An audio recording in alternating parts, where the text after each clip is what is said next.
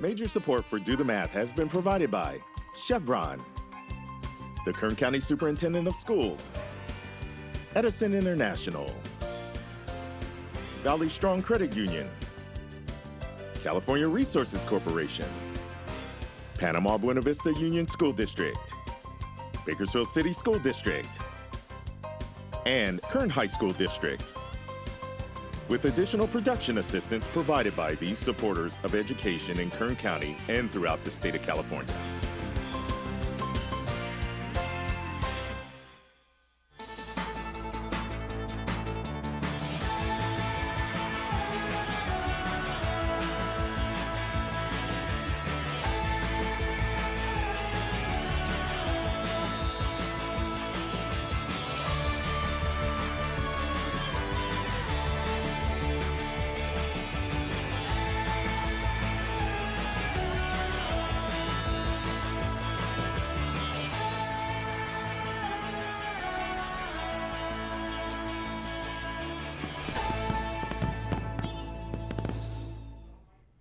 Well, good afternoon and welcome to Do the Math. I'm Michael. I'm Devin. And in studio with us we have Ronak. And Ronak, if somebody needed to contact us, what would they need to do?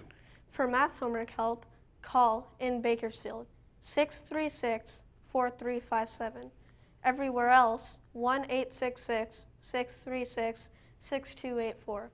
The email is dothemath@kern.org.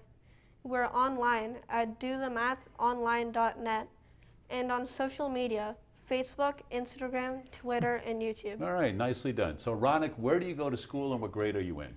I go to Reagan Elementary and I'm in 6th grade. And have you been at Ronald Reagan for a long time? Yeah, I've been there since TK, so 8 years. So this is your 7th year, almost Yeah. 8th year, Yeah. basically, being at Ronald Reagan. Yeah. What do you think you're going to miss the most? Because you have to leave next year. What do you think you'll miss about being there? Like the memories I've made there, like with all my friends and like so the stuff we did over there and like that kind of stuff. All right, definitely a lot of memories, huh? Yeah. Yeah. All right. Well, you know what? Is 6th grade going pretty well so far? Yeah, we're doing a lot of stuff that I really like. Compared to last year, we didn't really get to do any more of like the fun stuff. Oh, that's right, because Yeah. you guys, doing the distance learning and things like that. Yeah. All right, cool. So it's fun to be back at school. All right. Well, I know that you're working on converting and conversions and things like that with metric units. Yes. So we've got a little graph that you're going to be looking at right now. And there it is right there. So briefly, can you kind of explain to Devin how that works?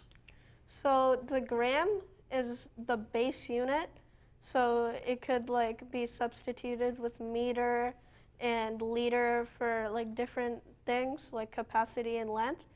And then deca is bigger than 1 gram. So you divide when it's bigger. But deci is smaller than a gram. So you multiply when it's smaller. Okay. And gram, that's the one right in the middle, isn't it? Yeah. All right. Megan, you said that was the base unit. Okay. So if we take a look at that again, so Devin, what ones of those prefixes are you familiar with that you see most often in daily use? Every time we measure, it's interesting, we'll see the 3 at the very right when we want to look at smaller units of a base. So like Ronak said, if we're going to focus with meters, we use centimeters quite a bit, which is 1/100th of a meter. And we use millimeters quite a bit, which is 1,000th of a meter. In fact, those are related to Greek roots and as far as what those terms mean. Centi is related to, you may have heard the term century, which is 100 years. So that's a 100 root. Milli, like a millipede, would have theoretically 1,000 legs. Yes. So that would be the root for 1,000, very similar to what kilo means. You can have a kilogram as 1,000 grams, or a kilometer, kilometer, or 1,000 meters. But you might see deca in a different form, like in the Olympics. A decathlon would be an event with 10 competitions. All right, nicely done. So we'll get to a little bit of your homework in a little bit, but right now it is time for today's Math in the News.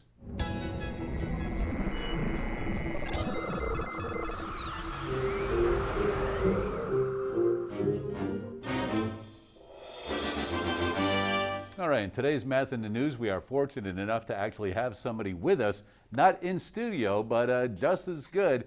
We've got Mike McCarthy. And Mike, thank you for being here. You are celebrating our 20th year on air this year with us this year. So thank you, Mike, for being here with us this afternoon.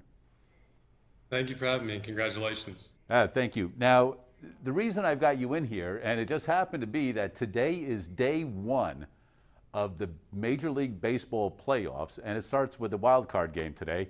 And you're here because you are part of a Major League Baseball organization, and we first got acquainted with each other at CSUB, Cal State University, Bakersfield. And let's go over a little bit of your background, if you don't mind. And we've got some photos up here.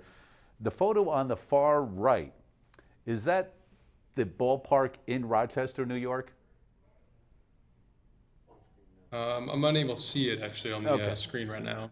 Oh, yeah, there you go. So, yeah, the one on the right is going to be in St. Paul, Minnesota. That's the AAA affiliate for the Minnesota Twins, who I work for. Oh, so that's the AAA one.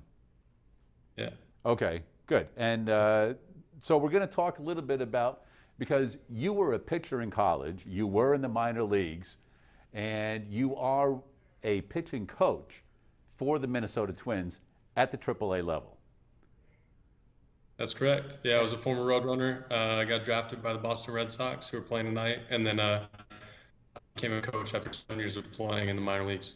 All right, so let's take a look at some of the stuff you've got here, because here you've got, so your biology degree, and you're working on another sports science degree at the same time, right? Yeah, so I got my BS in biology, I did my MBA, and then I'm working on a master's degree in human and sports science.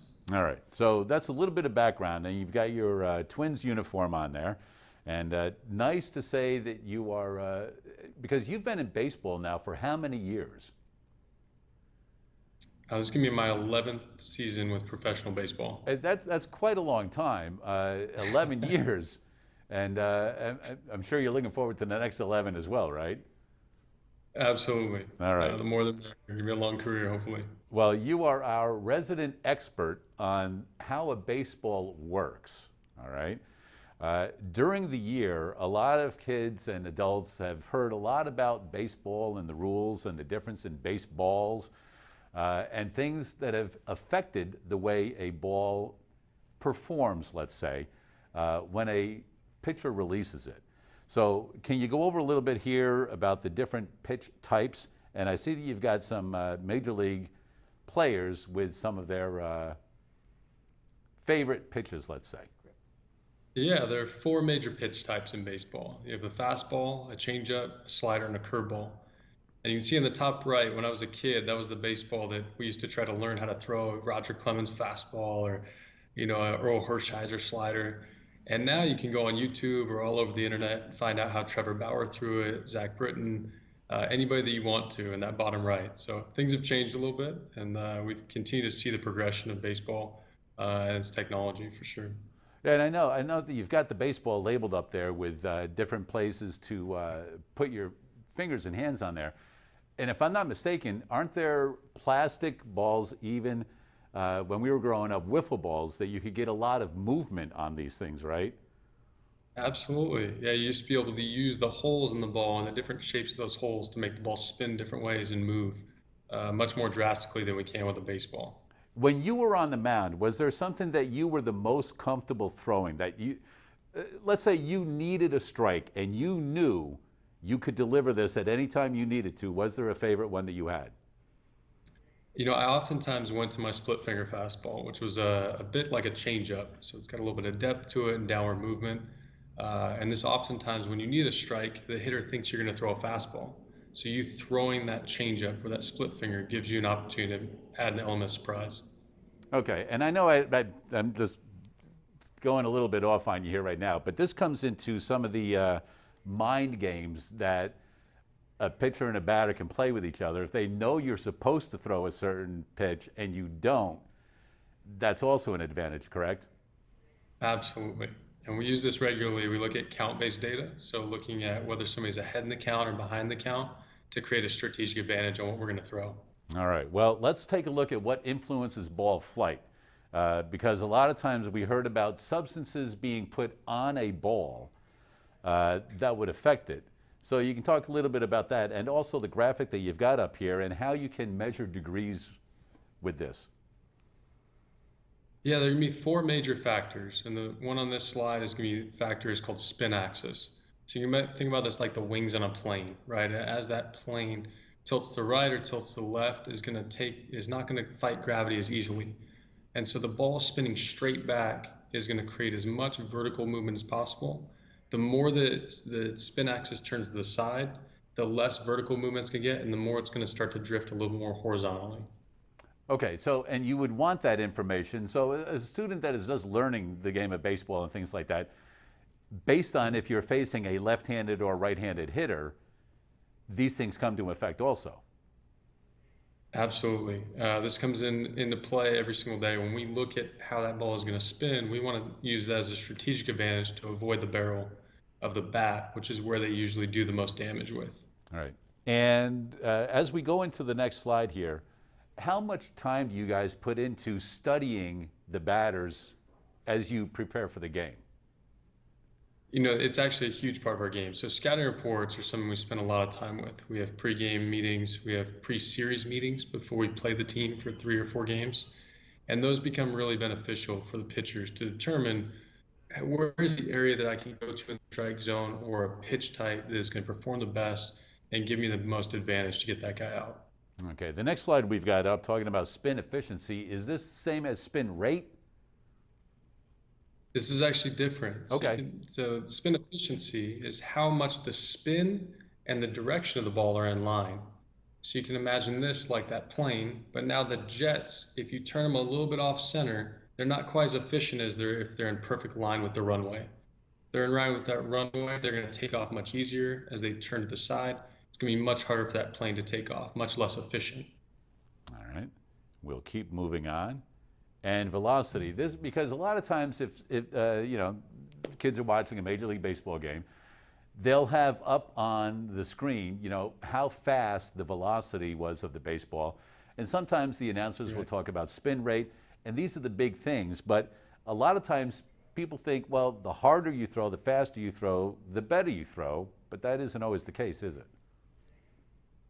That's true. So velocity is one of the third factor that we'll look at. And you can see on the right, we've got some of the major league averages, right? 50% would be 93 miles an hour.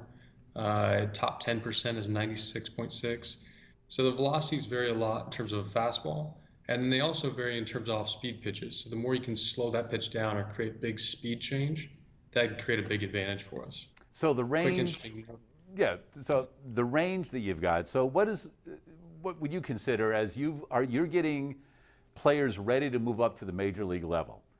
And ideally you don't want all of your pitches to come out the same miles per hour. So is there an ideal that you guys are looking for, like 10 or 15, or how do you do that? Usually with starting pitchers, we see a 3 or 4 mile an hour layering. So the fastball being the fastest, usually your changeup or slider in the middle, and your curveball the slowest. Relievers generally are on 2 of those levels, usually like a fastball and a curveball or fastball and slider. So more pitches, more speed differential means you go longer into the game. You can pitch against more batters and more handedness, strategic matchups. Now, one of the things, and I know you've referenced it a few times in this presentation, the ephus, because that is where it looks like it's floating up there, and it takes quite a bit of skill to have that land as a strike, and it's something rather unexpected for the batter. Absolutely. And ephus is going to fight gravity for a long time, so it's going to go up in the air, and then it's going to come back down with gravity. And so being able to control both at fighting gravity and then going with gravity is really difficult to do, and then putting enough spin on the ball to make it rotate in a way that you want it to land. Really challenging to do, and oftentimes they're not thrown very often, maybe 5 or 6 a game at the most. Well, I was going to say, you don't see it very often, and there are a lot of guys that won't even bother throwing those. Yeah. So we come up to spin rate now, which is a hot topic that a lot of broadcasters talk about during baseball games. Yeah, and spin rate oftentimes we look at as probably the 4th factor that we're going to look at. These are a bit in order, and this spin rate is going to move pretty quickly. There's revolutions per minute. The average ball flight time is only about 0.4 seconds. So you can imagine if I throw major league average 2,256 revolutions per minute, if I narrow that down to 0.4 seconds, that's not that many rotations of the ball, maybe in the dozen to 20 range. And so that influence is a Magnus force, and that rotation, that spin rate, is going to cause the ball to deviate a little bit. But oftentimes those other factors are influencing the ball much more than the spin rate. All right, well, let's take a look at what you've got here with the spin. So if you can explain this a little bit, the graphic we're looking at. Yeah, so you can look at, there's 3 pitch types here, and we're looking at the orientation of the ball. So the fastball on the left, the top of the ball is going to spin backwards towards us. And so now the bottom of the ball is going to be moving faster than the ball itself because it is spinning and the ball is moving toward the target. So it's going to cause it to fight gravity or move upward a little bit. It doesn't actually move upward, but that's the perception for the hitter. The curveball, the top of the ball is going to be rotating down. And so it's going to be rotating in front of the ball or top spin. That's going to cause it to tumble really quickly. And then you have a slider, which is going to spin more like a bullet or like a football, where it's equal on both sides. So there's no top spin, there's no bottom spin, there's just nothing but side spin, and causes that to fall somewhere in the middle of those other 2 pitches. And is that the one where sometimes you'll hear people say in a cement mixer? Yep. Okay. Absolutely. And I know that a lot of times they go, because when you're a bat, you've got a second, if that, to react to the ball. And people talk about how some batters can pick up the spin of the ball as it's being released. And that's what they're looking at right there, right? Yeah, and what's interesting about that is that oftentimes it's when we do ocular training, we look backward, guys aren't picking it up out of hand, but they're actually struggling to pick it up in those first 8 to 10 feet. The more deception we can create by hiding the ball longer, the less they're able to pick that up. So when we look at things like skill acquisition of learning how to identify pitches, we see that coming out of body cues and then hand shape, whether I'm behind the ball or to the side of it. That's impacting how we're able to see that ball as well. All right, well, I know that you guys deal with a lot of numbers and we have a lot of data right here to look at. So if you want to briefly explain what we're looking at now. So in its rawest form, you see everything on the left. And you can imagine if I said, hey, I want you to throw a slider, and then I handed you that data, you'd say, I don't know what to do. The one on the right is going to give you a little bit more information, a little bit easier to look at, but still really challenging. And these are the information that I work off of, and I'm going to look at and determine how to help a player. To narrow it down to what's the 1 or 2 factors that I want him to try to work on, and then he takes that and starts to apply it to his game. So we take the complex and we simplify it as far as we can. All right, let's take a look at the next one. As far as movement goes, vertical, horizontal movement, if you could talk a little bit about that. Yeah, so you can think of vertical movement as moving up and down or north and south is how we to think of it. So a guy like Clayton Kershaw that has a big fastball that goes up, misses above the barrel, a big curveball that drops down quickly. Those are vertical movements. And so his, you can see there on the right what would look like his movement plot. This is how that ball is spinning. If horizontal, you can think about guys that go side to side. So they throw a ball and it sweeps across the zone like a frisbee to the right or to the left. That's horizontal break. And then when we look at pitch separation, we say how far apart in total, vertical and horizontal, is that? So on the right, you see on that y-axis is your vertical movement, on the x-axis is your horizontal, and we're going to measure the total distance between that fastball and curveball or fastball and slider, and that's your pitch separation. All right, nicely done. And talk about this application that we're looking at.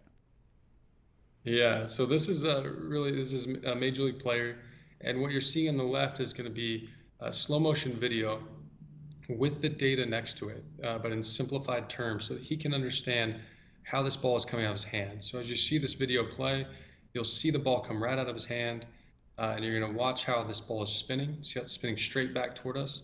This is a high carry or high vertical moving fastball. He's got one of the best carry fastballs in baseball. Now we cut the video for memory purposes to just see the release because we don't need to see the ball flight, but this is going to be one of the better carry fastballs in baseball. On the right is going to be the opposite. There's a curveball, and you can see how it's spinning the other direction. The top is spinning over down toward the catcher. That's got a lot of top spin, and that's going to have big depth to it. This would be very similar to what you see like a Clayton Kershaw. I know being in California and the Dodgers in the playoffs, This is a pretty similar movement of the fastball curveball combination. And movements like that make batters look ridiculous at the plate sometimes too, right? That's right. That's how you end up on SportsCenter. All right, and what have we got here? All right, now we're going to look at that spin efficiency. So when we look at spin efficiency, that's again the engine relative to the direction of travel, right? So we look at those jet engines on the plane. If they're side to side a little bit, they're not as efficient. On the left, you're going to see where the player's hand doesn't quite come through evenly. His middle finger clips the ball first, and the pointer finger comes through second. This is going to cause a reduce in what's called vertical break or vertical movement. And that's in the, you'll see in the square on the left, or rectangle, in the bottom right where it says 12. 12 would fall right in that average range. So he's not creating unique movement. As we move to the second video on the right, you can see very similar spin rate, very similar velocities, but 93% efficiency this time, and 16.5 inches of vertical movement. I think I went back one more there. Let's take a look at this now. There you go. And you'll see the middle finger and pointer finger come through almost identical this time. Much more efficient in that regard. It's really hard to see, right? And these little details are the difference in whether guys create swings and misses or give up home runs, and then everywhere in between. Yeah, and that's pretty dramatic when you can see that in slow motion, exactly that movement on that ball. Right. And we use cameras like that are measuring at about 500 frames per second. And then we also have higher level cameras that can measure well over 1,000 frames per second. And they can give us a ton of fine details so that player can get immediate feedback and look at it right there on an iPad. Say, wow, okay, I see how my finger's coming off. I need to adjust my grip a little bit, shift the seam on the axis, change the efficiency. All right, we've got one more slide to look at here. So now you've got a really unique example. And on the left, you can see a picture in 2017 and what his movement plot looks like. So the vertical movement is the y-axis, horizontal is going to be the x-axis. The red is going to be his fastball movement. And you see how it's a big spray. So a lot of horizontal movement, a lot of vertical movement. The changeup's in purple, the slider's in green, and the blue is going to be his curveball. Really complex when you look at it from this standpoint. Each of those dots represents a pitch over the course of 4 or 5 months. And you can see how random the movement can be within that each pitch type. It's really hard to know where the ball is going to go if it's moving differently every time. So this same pitcher in 2019 on the right is the exact same guy, but really understands where that thing's going to go now. And so the movement patterns are much smaller. It's much easier to throw a strike, but more importantly, to locate to a location. This pitcher went from being very league average to signing a 9-figure salary.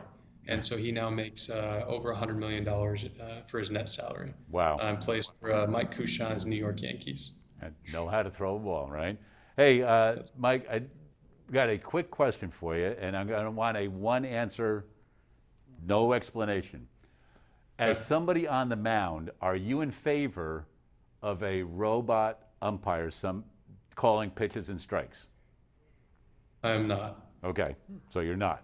Now, before I let you go, I know that you do a lot to help get these guys prepared for Major League Baseball, but you also work with them to become better human beings and citizens at the same time. So in about 30 seconds, can you briefly tell us a little bit about that?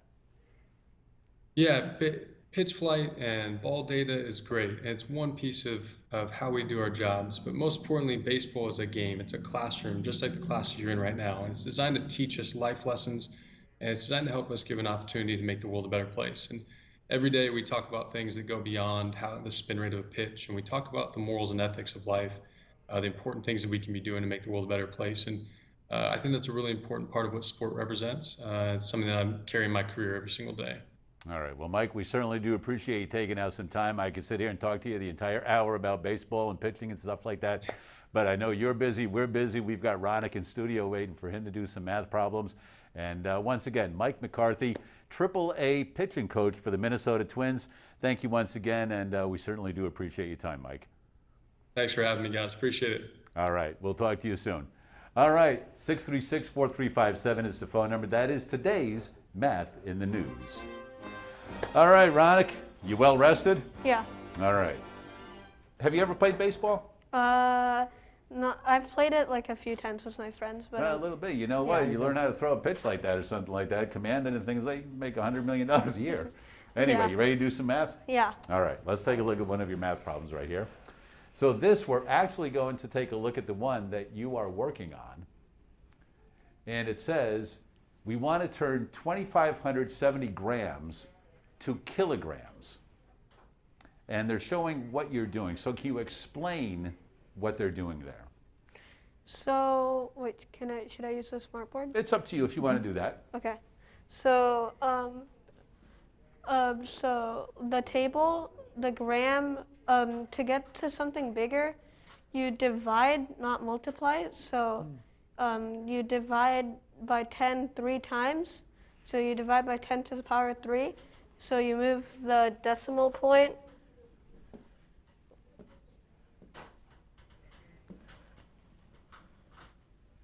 Three times, so it's over here now. So it's 2.570. All right. And do you think the metric system, you and Devin can talk about this briefly, easier to use than customary units at all? Yeah, because like converting, it's easier because you can just like move it, the decimal, because it's all in powers of 10. But the customary, you have to memorize like 4 quarts is equal to 1 gallon, and 1 ton is equal to 2,000 pounds and stuff like that. And what's interesting too with the use of the metric system is you did something very interesting there when you saw those different multiples of 10 to divide by. You didn't say, I have to divide by 10 3 times. You said you could divide by 10 to the third power, which is basically 1,000. So one thing that you somewhat modeled here actually by that, I'm going to see if I can use this, if that's all right here, is you essentially did 2,570 divided by 1,000. So how many thousands can we get out of 2,570? 2. Right. And if we subtract that, you're just using a standard division algorithm. Yeah. We have 570 left. And we can actually represent this almost like a remainder-based fraction, because out of the remaining group of 1,000 grams for this kilogram, how many grams do we have? 570. So 570, and if we were to write this as a decimal, and this is a pretty easy decimal to write because we have 1,000 here, it would appear as 2 and 570 thousandths, which is equivalent to exactly what you had over there in your form of the decimal. So we can see some flexibility with how we approach these conversions when we use the metric system because of the way that we can group together those powers of 10. Okay. Nicely done. Hey, you also said 10 to the power of 3.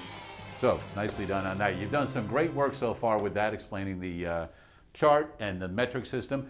And for that effort, you've got yourself a meal courtesy of our friends at Chick-fil-A. So congratulations on that. So Ronak, if I ask you, tell me your first impression of a word, that's what I want you to tell me, all right? Okay. If I say the word negative to you, what do you think of? I think of like something bad. Something bad. Well, you know what? We're going to find out more about that word in today's Language of Mathematics.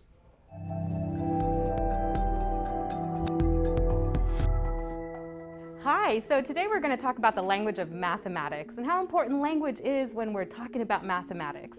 So right behind me you'll see the word negative. And what might come to mind when you look at negative? Well, I immediately think maybe of a negative attitude, or opposite of that, a positive attitude. I might think about just some negative energy.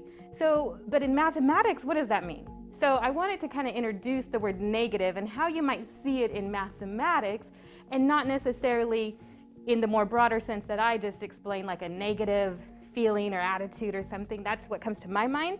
But let's look at it in math.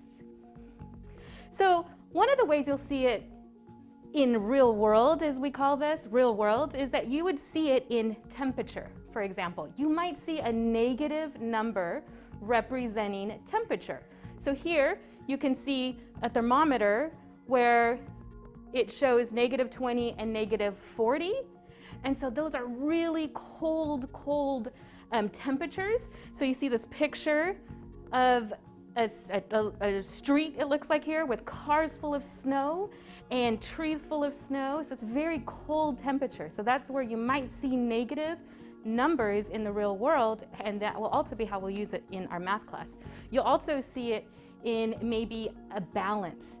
So if something cost, let's say $134.32, but you only had $100 in the bank, Well, when you go to charge that, you're going to end up owing your bank. So you're going to owe that bank negative, well, $34.32, and that negative represents that you owe. Plus, you'll probably owe a little bit more on some fees for going past what you actually had.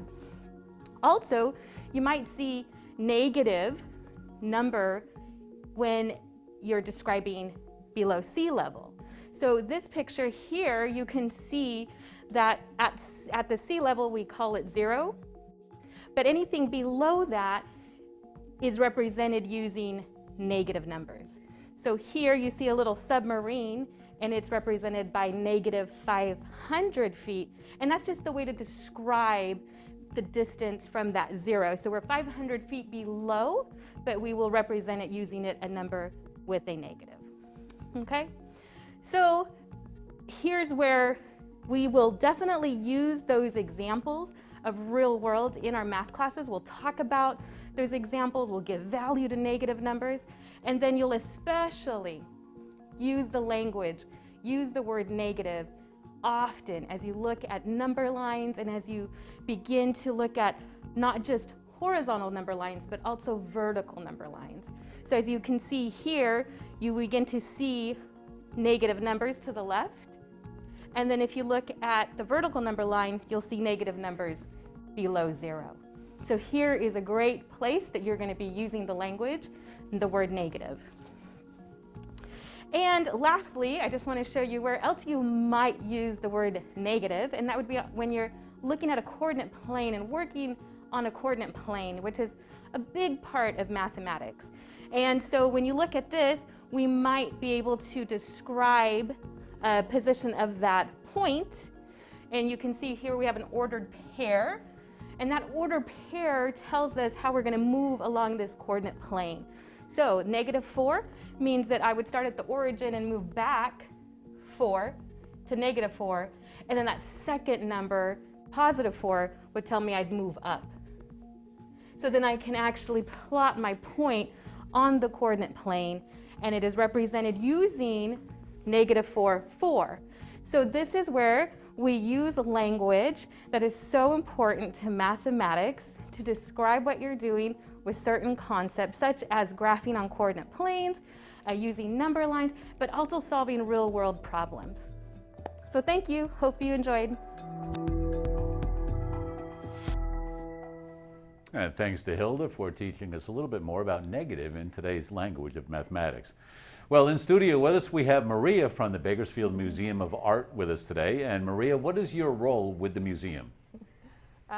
I'm an art instructor, so I go into the classrooms and I give art lessons. And we also have Saturday studio classes in the museum, so that's always good if you have kids. We do have lessons at the museum as well. All right, good. Well, this is going to be kind of like a mini lesson. You've got Yes. Ronak over there right now. You guys are going to work on portraits, so take it away. Yes. Alrighty. So we have our white sheet of paper. So if you guys are at home, you could always just grab any sheet, and you want to do a small X kind of towards the top of your paper, but not too close. And then just like we use a campus in math, we're going to make one with our hands. So do you see where our pinky bends? Yeah. You're going to put that in that X, and then we're going to press down with a colored pencil. So try to bring it where it touches the paper, and then you're just going to start turning your paper, and it's going to create a circle. Circles are one of those shapes that can be a little bit challenging to create, but this is a pretty cool trick. No, mine was kind of messed up. Here, we could always turn it over. Okay. And that's the cool thing about paper. Just do a small X, and then do you see where this bends? You just want to put your finger there, and then just keep it in place and just move the paper. Okay. Here, try it. So you have you should have a pretty big circle. So you have it in place. There you go.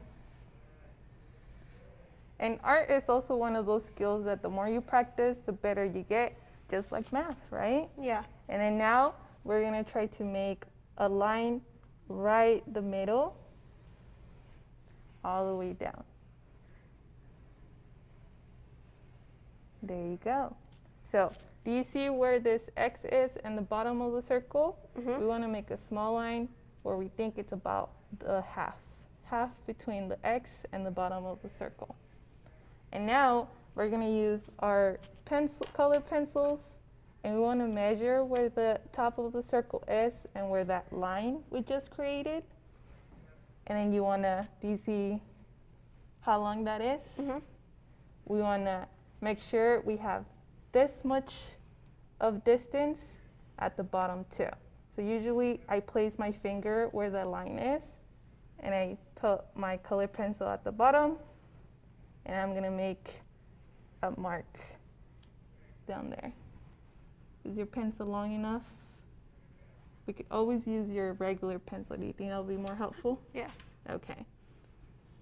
So make sure the tip of your pencil meets the top of the circle, and then place your fingertips where you created that line, and then we're gonna make that same distance from this point to the bottom. So start here. There you go. And then we're gonna make a line down there. Perfect. All right, so now this line is gonna be where our eyes are gonna be. Okay. And this line is the bottom of our chin. So what we're gonna do, we're gonna make the side of our chin and the other side too. Does it have to be perfect? No. When we're sketching, things are not finalized. We could always fix things afterwards. And you see how it starts looking more like a face? There you go. So now we have this line. We're gonna make it a lot longer across our paper, so we know exactly where our eyes are gonna be. And we wanna have this measurement so we know exactly where the eyes are supposed to be. If we put eyes a little bit higher or a little bit lower, our portraits tend to look a little bit off. Like we don't know what's wrong. So it's always good to make those measurements. We're gonna measure where our mouth is gonna be. So do you see where this circle ends? Yeah. We're gonna divide this section into thirds. Okay. So we wanna make 2 different lines that makes 3 parts, right? 1, 2, 3. See that? Yeah. There you go. So that means our mouth is gonna be about right here. Alrighty. So we'll start adding some details. So we're gonna move from our red pencil to our blue colored pencil. Okay. Ready? Yes. Okay. So we'll start with the nose. When I make a nose, I just do a little curved line. See that?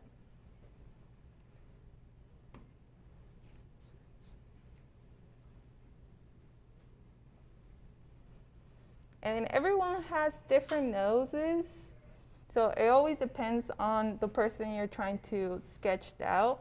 But the basic format of a nose, it kind of has a big half circle and then 2 small half circles on the side. Do you see that? Yeah. And to make it a little bit more realistic, we could add the little nostrils right next to the middle half circle. And then the more details we add, it starts looking more realistic. Good work. Alrighty. So we're gonna do the eyes. We wanna figure out where's the center point between our middle line and the edge of that circle. So just mark it. We want to divide it in half. And that's where the pupils are going to be. And you want to kind of sketch out that you're going to have enough space between your 2 eyes where another eye is going to fit. So when I look at my eyes, I try to divide it in thirds again. So let's say my eyes end about right there.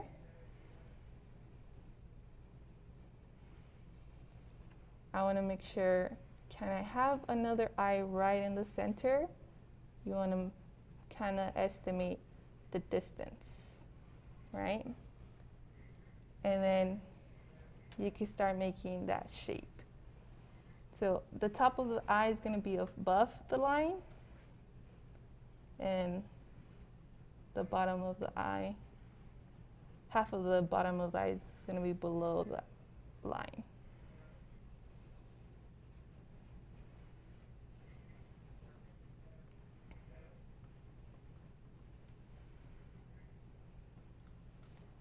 And when we draw pupils, we don't want to draw the whole pupil. We kind of want to do only part of it. So do you see how I'm like covering up like half of the pupil? Yeah.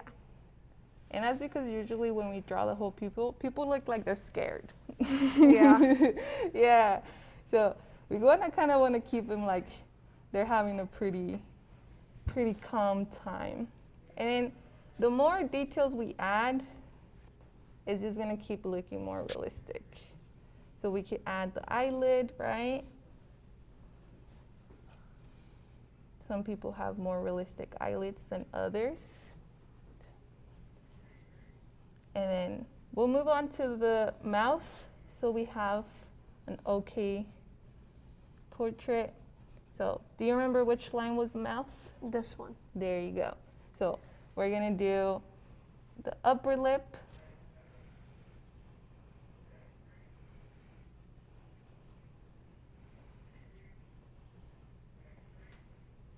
And the bottom lip.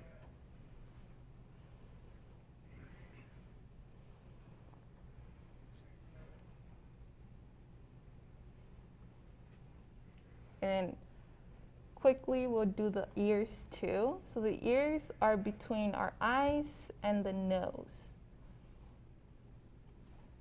And at first I was like, is that really how it works? And it is. If you guys check where your ears end and stop, it's between your eyes and your nose.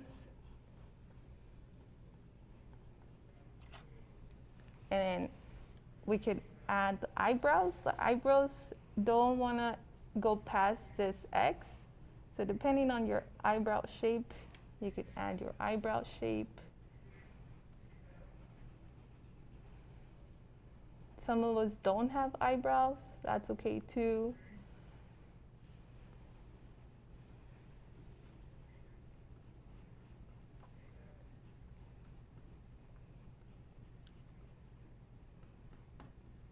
And we could also add hair, right? Mm-hmm. So we want to go a little bit above, and that also depends on the hair of the type of hair you have. Maybe we have a middle part, maybe we don't. Or sometimes, Maria, you could leave them bald, We can. which is the style up here on set today. Intentional choice. There you Yes. go. So Maria, that was an absolutely splendid lesson that you've just done right there. Thank If you. somebody wanted to know more about the museum or the classes you have on Saturday, Yes. where should they go? We haven't posted the dates because they're not every weekend. Online, bmoa.org. They post all the events there. We also have like Second Saturday where we tend to have music and a lot of families show up with their kids, and we try to have art activities for them too. And I tend to do a lot of those events too. All right, great. Well, thank you for coming in, Maria. We certainly do appreciate your time.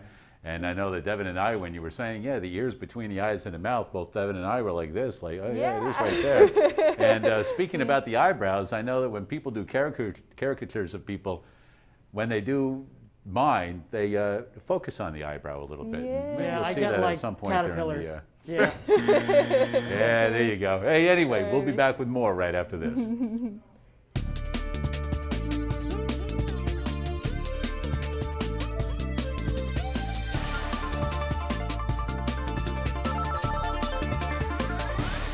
This week, Lab TV travels to the Navy's Marine Mammal Program in San Diego, California, to meet dolphins.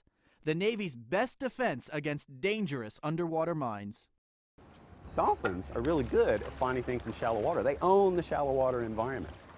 There's nothing better than bottlenose dolphins for finding mines because they find them lying on the bottom, they find them in the water column, and they can find them when they've buried themselves down into sand or mud and stuff like that.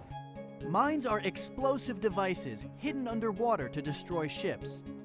The dolphins are trained to find the mines so the military can safely remove them. To carry out this important mission, the dolphins need to be healthy and happy. Our top commitment here with the Navy's marine mammals is obviously providing them with the highest level of care to ensure that these animals remain not only happy but healthy. And a big part of that is having them be participants in their own medical care. So what Kevin's doing right now with this dolphin named Maya, she's just about 3 years old, and he's just rolling through what we call husbandry behaviors, or her allowing herself to be manipulated. And this translates really well to having a veterinarian come with ultrasound equipment and doing a complete physical examination of her body. And just as importantly, it forms a strong bond between the dolphin and the trainer.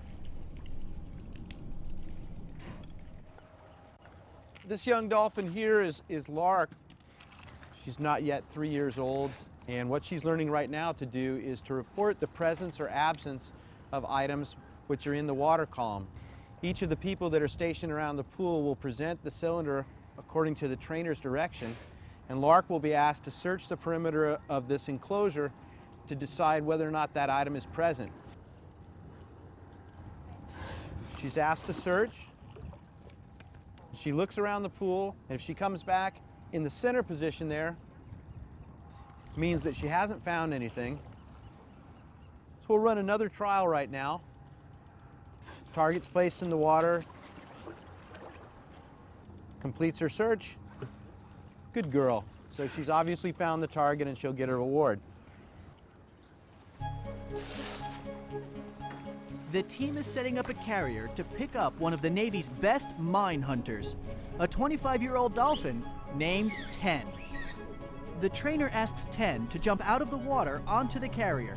This is called beaching. It's not a normal dolphin behavior, and it's one of the hardest things to teach.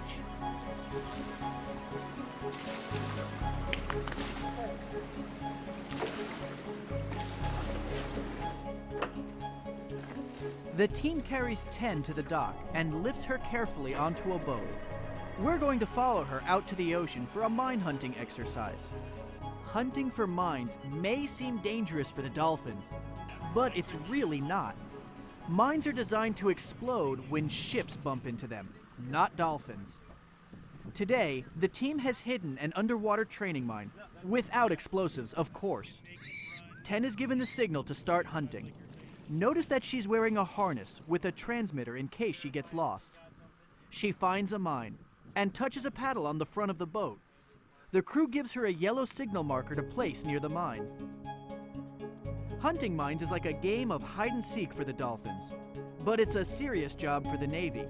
Since the war in Iraq began, 10 and her friends have located more than 100 mines and saved many lives.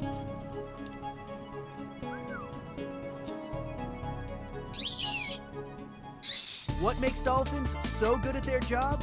Check out Lab TV next week for part 2 of Mine Hunting Dolphins and discover how dolphins use sound to see underwater. Absolutely amazing what dolphins can do right there. We learned a little bit, and we'll find out more about that in part 2 when we air that next week. All right, 636-4357 is the phone number. We do have phone tutors available until 5:30, as we do most Tuesdays and Wednesdays throughout the regular school year. This is not an ordinary regular school year. Students are back in class, and Ronak has said that he enjoys being back at class, being with his friends, being able to do more activities. And this is our 20th season of Do the Math. So we certainly do appreciate everybody helping us out celebrate this 20th season. Maria with a great art lesson right there with Ronak on doing portraits. And then Mike McCarthy with the Minnesota Twins talking about baseball and all the little nuances that next time you watch a game, you might remember some of these things. Anyway, Ronak, you've got some you were doing proportions over there, and you're going to work on some proportions now, along with some percentages. Are you ready? Yeah. Let's take a look at the problem. A doctor prescribes a diet of 2,500 calories per day for a patient. She specifies that 40% of the calories need to be carbohydrates, 35% fat, 25% protein. We need to know the number of calories for each of those different categories. Okay. All right, so up on the board, you can start writing down anything you think is important. So I'll go through the problem once again. We have 2,500 calories a day. 40% must be carbohydrates. So you can just put 40% carbs if you want. We have 35% fat and 25% protein. So kind of explain to Devin what you're thinking about, how you want to start this problem. So I want to make the 40% into a fraction, which is 40 over 100. Okay. And then multiply that by 2,500 to get how many carbs he should have. And then I would do this one after that. So I just do, again, multiply 25 over 100 times 25 over, times 2,500. And then add both of those up and then subtract that from 2,500 for this one. So you've got a couple of really interesting strategies and tools that you're going to be using here. One is converting percentages into fractions so that you can multiply using your familiarity and understanding with how to multiply with fractions. And then you're actually going to use the idea of parts and whole. You're going to find the 40% and the 25%, and then remove those from the 2,500 calories to find the 35%. So that's a really interesting approach. Go ahead and get us started. Okay, so 40 over 100. Now, I want to pause right there before you start multiplying, because 40 is a pretty large number to multiply. Is there something you might be able to do? And this is one of the values of using a fraction to represent a percentage. Is there something you could do to that fraction to make it easier to work with? I could simplify it, but when I multiply it by 2,500, I could like cancel out the zeros and just make it 25. And what you just described there is an efficient use of when it might be appropriate to simplify or reduce a fraction, and when it might actually be easier to leave it as is to work with later on. So I would cancel out these two zeros and these two zeros, and then I do 40 times 25. So you could do 4 times 25, which is 100, and then add this zero, so it's 1,000. So for this one, it's 1,000 carbs. So what you're saying is 1,000 of the calories represents the 40% that should be carbohydrates of the 2,500 total. Yeah. Okay. So then this one, you could just 25% could be written as 25 over 100, and then instead this time it'd be maybe a little easier to simplify. Okay. Because this is equal to 1/4. That's a friendly fraction that you know converts easily. 25% is 1/4. Okay. Yeah. So and then you could just divide 2,500 by 4, and then you get it. So 4 2,500. So 4 times 6 is 24. So that's 1. Then you bring down this 0. 4 goes into 10 2 times. 8, 2. Then you bring down this 0 again, and you get 20. 4 times 5 is equal to 20, and then you get 0. So we know that the 25% calories related to protein are going to represent 625 of the total of 2,500 calories for the day. So we have 1,000 carbohydrate calories, 625 protein calories. How does that help us find the remaining 35%? So you could add these two, which is easy. It gets 1,625. And then you subtract that from this. So 2,500 minus 1,625. You can't subtract 0 from 5, so you have to make this 4, this 10, and then make it 9, and then make this 10, because you borrow 1 from that 9. 4, 7, and then now this one doesn't work, so 1, 14, 8. Let's and go then back to that 0. ones place first. We had a 10 minus 5. Oh, yeah, oops. I was going to say, you were on a roll right there, and then you threw me off with it. But you caught it. Yeah, good catch. All Okay. right, so we have 875 then. Yeah, it's 875. Now, is there a way that we can be absolutely certain that that 875 represents 35%? You could actually just multiply it. Let's check it out and see what happens. So 35 over 100.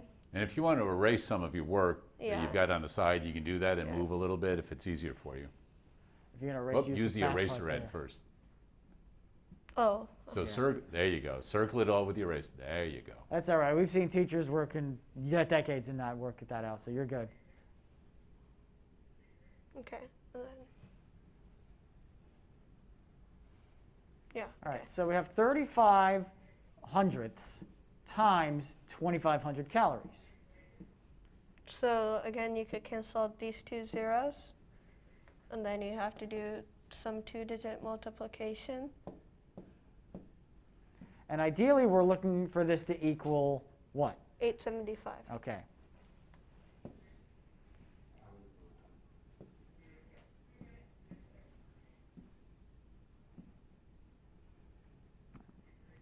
And just based off of your setup, it looks like we're going to get there, huh? Yeah. Wonderful. So we know that 40% is 1,000, 35% is 875, and 25% is 625. When we add them all together, that's get our daily calorie intake of 2,500. 2,500. Nicely done. Now, if we take a look at the answers that we've got here, leave yours up on the board, and we can see that we have 1,000 carbs. Yep. All right, you've got that. 875 fat and Yeah. 625 protein. Yeah. Looking at the way it's written out on the answer sheet, how is that different than what you did? Can you Well, explain that? Like the answers? How they got there? Oh, they use decimals, but I find it easier to use fractions than decimals because, at least for me, multiplying by decimals is still a little bit like it takes. I'm not as confident with decimals than fractions. There you go. Good. I'm great. glad That's you brought good. that up because there's a mindset with mathematics, right? And if you're more comfortable working with fractions instead of decimals, then that's what you obviously are going to go to as a fallback option. But you can see there's a way to do it with decimals here. Some students might go, oh, I like that. That's pretty straightforward. I like to do that. Just quickly, Ronak, looking at the decimals that are up there, it has 0.4, 0.35, 0.25 for the percents. Why does the 4 just have one number there instead of two numbers after the decimal? Because 40 over 100, it's 0.40, like 0.40. But you can take away the 0 because in decimals, like if you have an extra 0 there, it doesn't really matter unless it's before a number like 1 or 2 or 3. There you go. Nicely done. So I've got a question for you. Did you have some fun today? Yeah. That's all we wanted to know right there. Hey, until we meet again, continue to do the math.